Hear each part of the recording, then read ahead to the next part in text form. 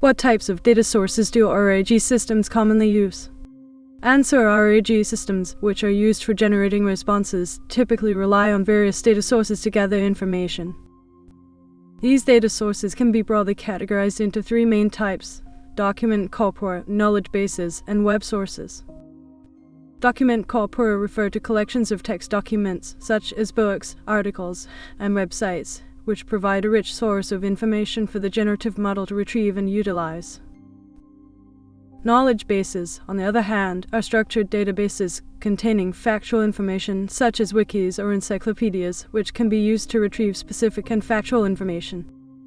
Web sources include online databases, websites, or search engine results, which can be accessed to gather relevant data for generating responses. In essence, RAG systems draw upon these diverse data sources to gather information, which is then used to generate responses that are informative, accurate, and engaging. By leveraging these data sources, RAG systems can provide users with a wide range of information on various topics, making them a valuable tool for communication and knowledge sharing.